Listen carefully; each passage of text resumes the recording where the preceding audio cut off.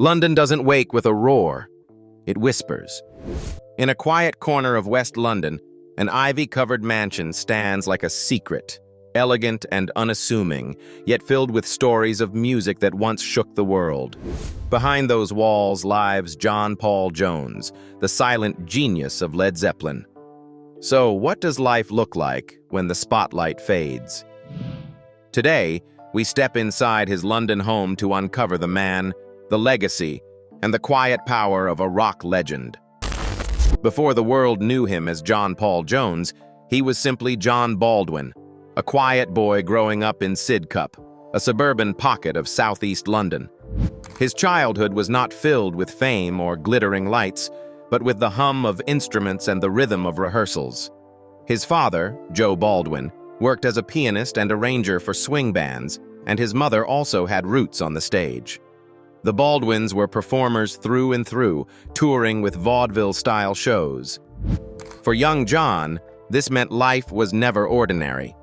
Where most children's toys were dolls and footballs, his playground was rhythm, melody, and the stage itself. At just 6 years old, his father began teaching him piano. But what could have been simple lessons quickly became something more. John absorbed music like a sponge, listening not only to classical composers like Rachmaninoff, but also to the blues grit of Big Bill Broonzy and the deep grooves of Charles Mingus. He didn't just play notes, he began to understand music, its architecture, its soul. Can you imagine a child that young already dissecting the secrets of sound?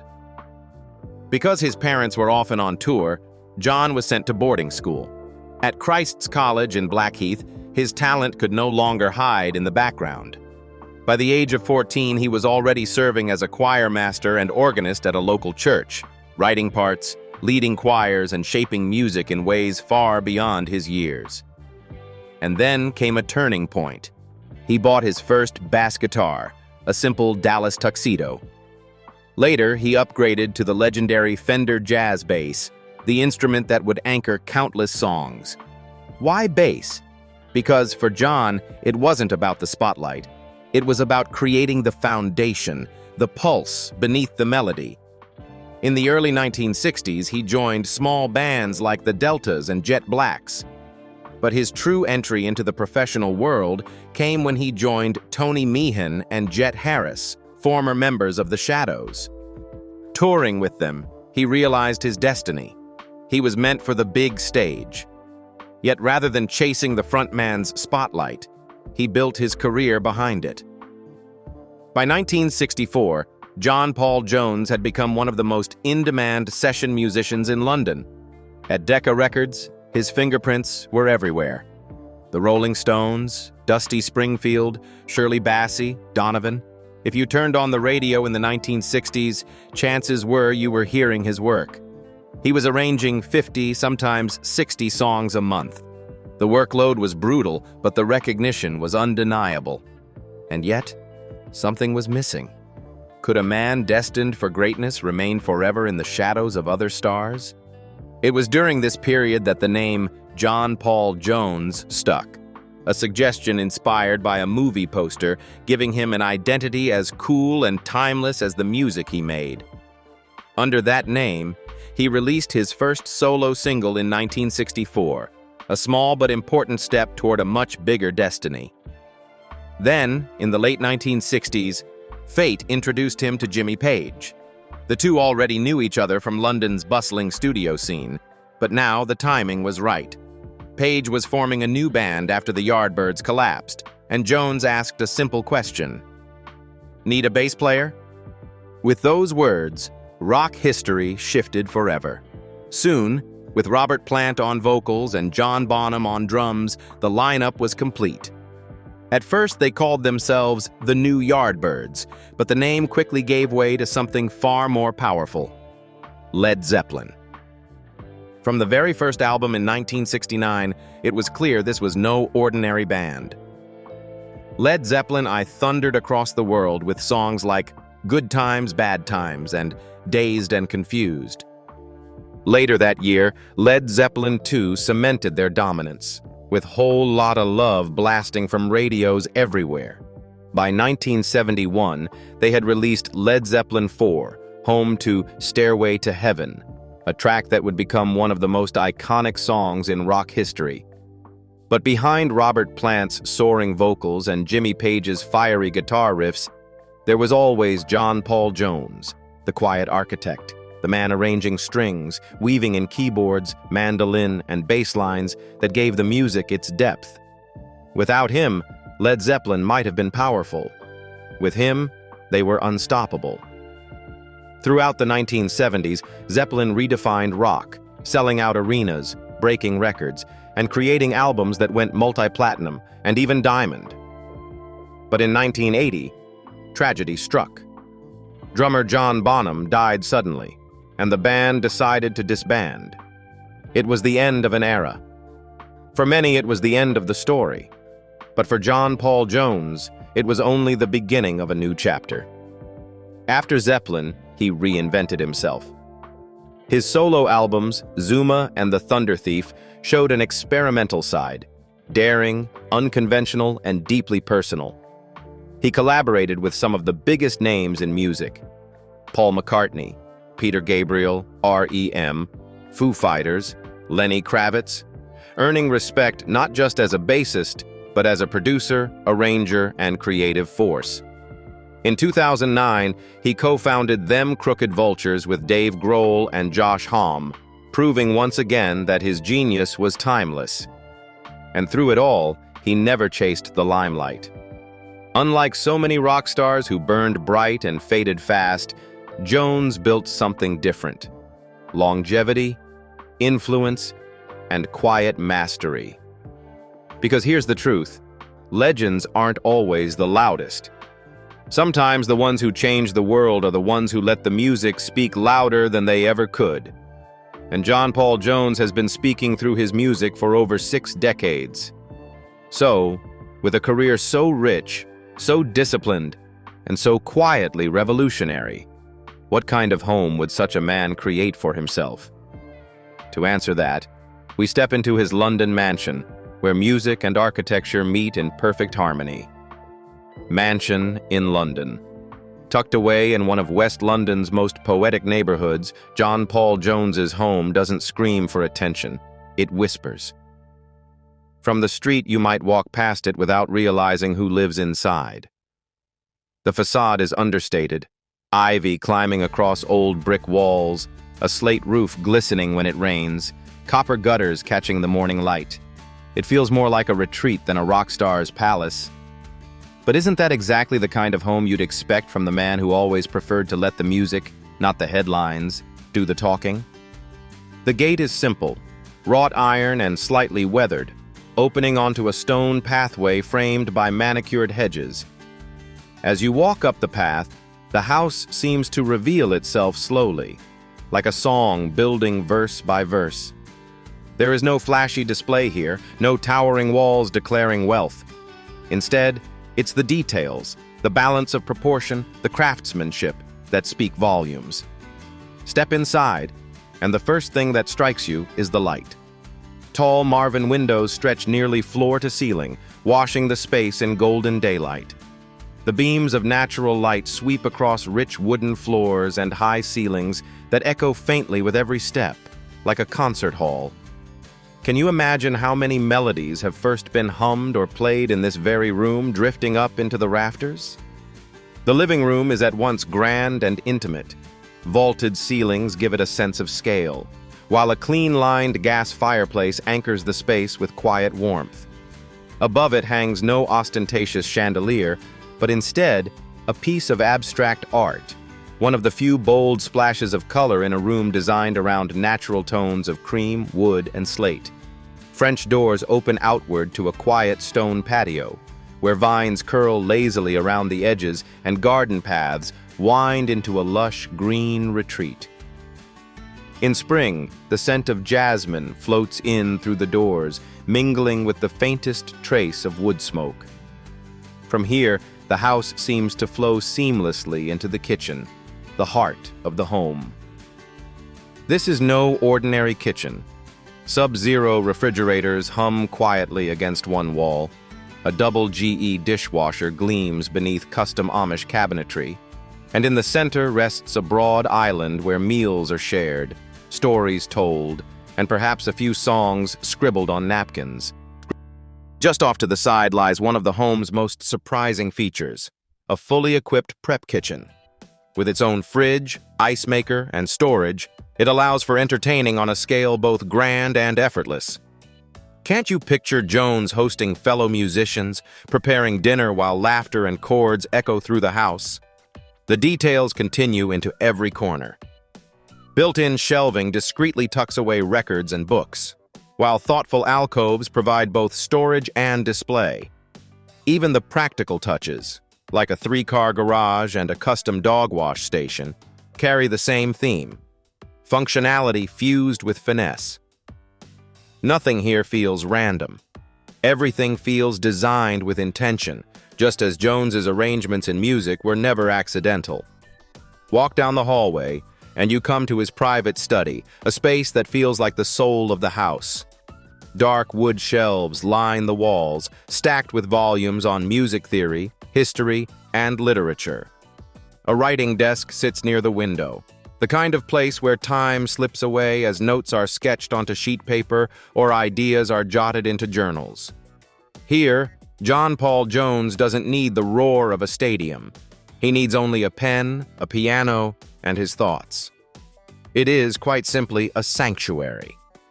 Upstairs, the bedrooms continue the theme of quiet elegance. The master suite opens with wide double doors, revealing a space that balances luxury with restraint.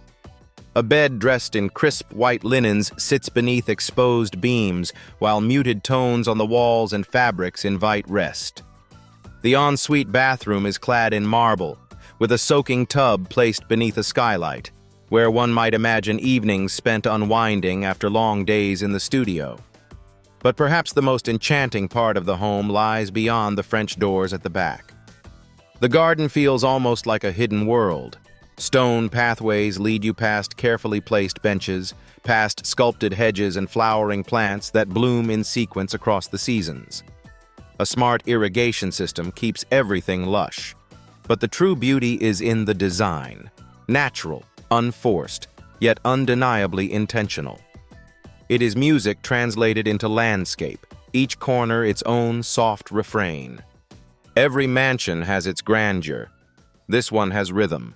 You sense it in the flow of the rooms, in the way light dances across the wood, in the seamless blending of utility and artistry. Much like Jones himself, the house is refined but never showy, elegant but never cold. Standing in the garden, the home feels less like a possession and more like an extension of the man himself. Quiet, purposeful, filled with depth and hidden layers.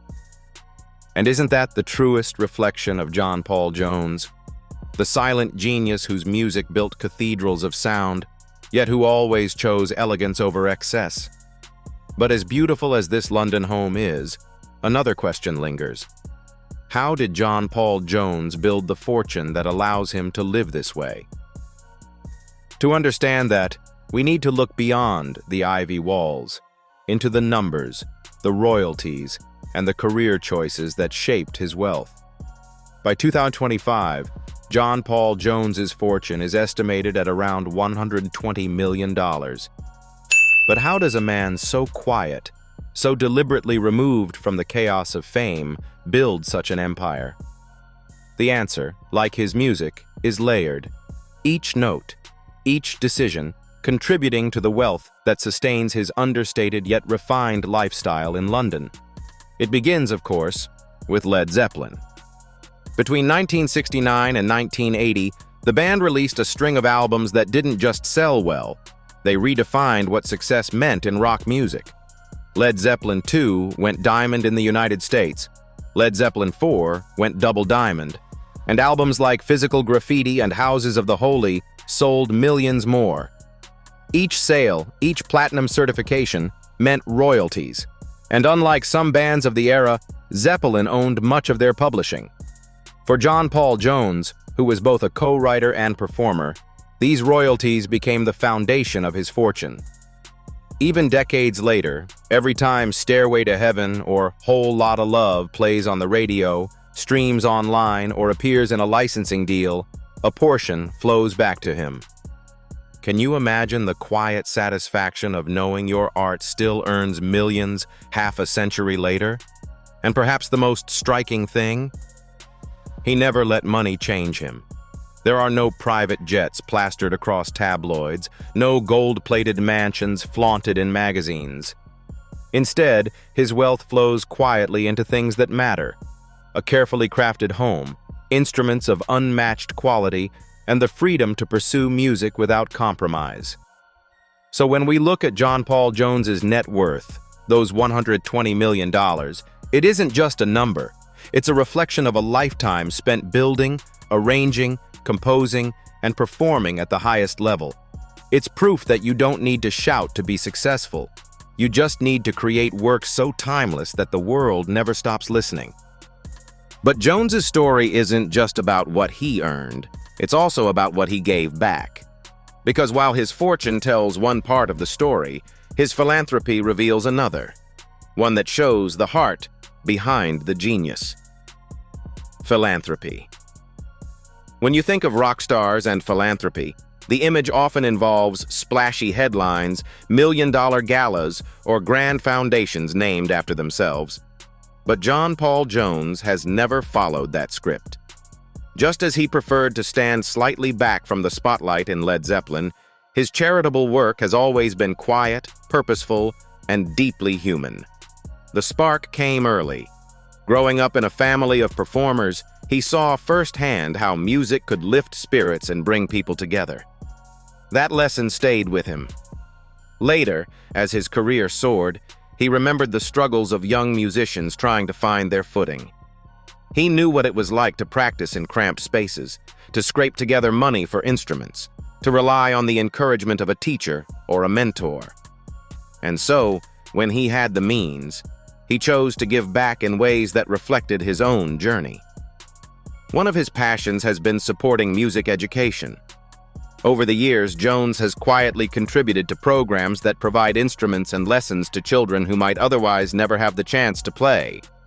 He has spoken about how important it is to nurture curiosity in the next generation, because who knows which child might become the next voice, the next arranger, the next silent genius shaping the soundtrack of tomorrow.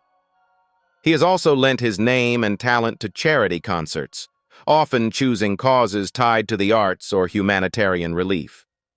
Whether playing a benefit gig in support of disaster relief or appearing alongside fellow musicians to raise awareness for global issues, Jones never sought to make these moments about himself. Instead, he treated them as extensions of his life's work, using music as a tool for connection and healing. Perhaps the most telling aspect of his philanthropy is its humility. There are no loud press releases, no self-congratulation.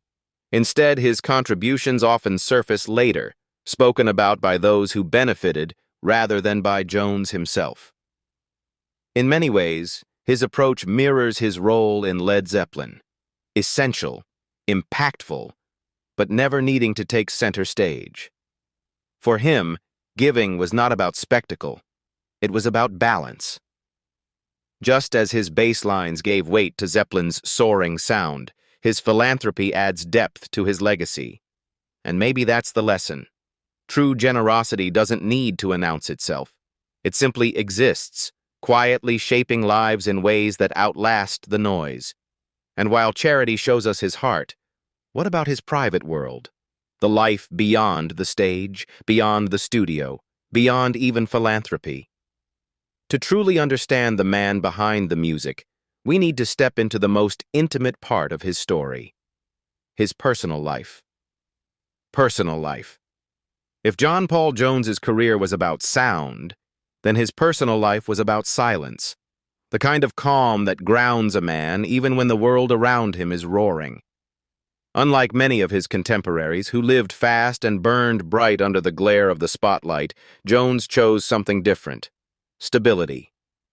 In 1967, just a year before Led Zeppelin would explode onto the scene, he married Maureen Hegarty, For nearly 6 decades, their marriage has been a quiet constant, a love story that weathered the chaos of tours, fame, and temptation. While the tabloids chased after Plant's wild stage antics or Page's mysterious lifestyle, Jones and Maureen quietly raised 3 daughters. They created a family life that felt more like an anchor than a circus. Isn't it remarkable that in an industry so often associated with broken homes, John Paul Jones managed to build one that lasted? Inside his London home, family is everything. His daughters grew up surrounded by music, but never forced into it. Instruments were always there, in the living room, the study, the hallways, yet the atmosphere wasn't one of pressure, but of possibility. Sometimes melodies drifted from the piano in the evenings, other times the sound of laughter filled the rooms. For Jones, the measure of success wasn't chart positions, it was hearing harmony inside his own house. Those who know him personally often describe a man who is both brilliant and grounded. He remembers birthdays, checks in on friends, and enjoys the simple rituals of daily life. Rather than chasing loud parties, he prefers long walks through London's leafy streets, afternoons in his study with a book, or evenings spent sketching out ideas at the piano. His joy isn't in being seen, it's in being present. Travel still plays a role in his life, though not with the same relentless pace of Zeppelin's heyday. Jones enjoys visiting cultural hubs across Europe, slipping into concerts or museums without drawing attention. He has an eye for architecture and design, often pausing to admire the details of an old cathedral or the lines of a modern building. That love of craftsmanship seeps into everything he touches, from the way he arranges music to the way his study shelves are hand-carved. Even in his later years, creativity remains central. Jones continues to compose, to experiment, to push at boundaries. Sometimes it's for a new collaboration. Sometimes it's simply for himself. In interviews, he often says that music is not a job, but a lifelong companion, a presence that never leaves. Perhaps that's why his home feels more like a living studio than a static residence. Every room hums with possibility. Every corner holds a fragment of an idea. At the same time, he has managed to keep fame at arm's length. There are no reality shows, no attention-grabbing stunts. In a world where celebrity often demands constant visibility, Jones has proven that the most powerful statement can be made in quiet. Isn't that in itself a kind of rebellion? To live a rock and roll life without the noise? So when we look at John Paul Jones today, husband, father, artist, thinker, we don't see a man defined only by his bass lines.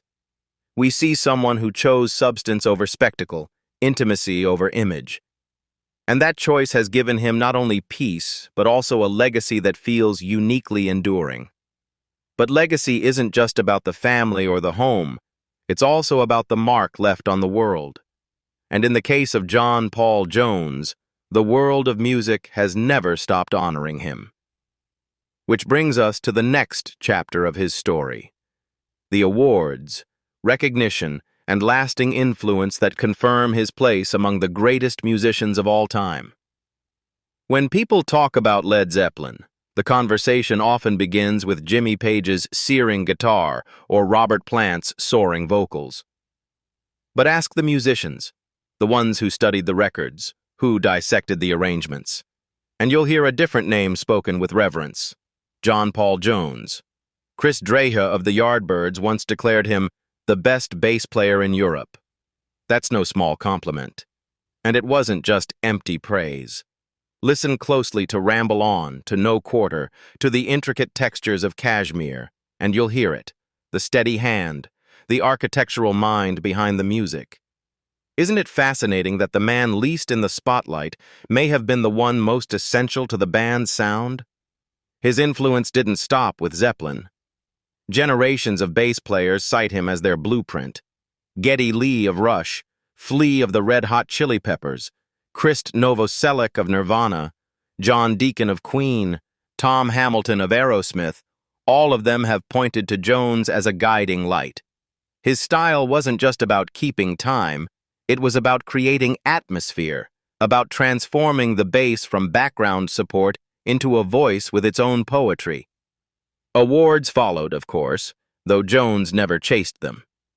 In 1977, readers of Cream magazine named him Best Bassist. In 2000, Guitar magazine ranked him the #3 Bassist of the Millennium. More recently, Rolling Stone placed him at number 14 on its list of the 50 greatest bassists of all time. Each accolade a reminder that his brilliance wasn't overlooked. It was recognized, even if he never shouted for attention.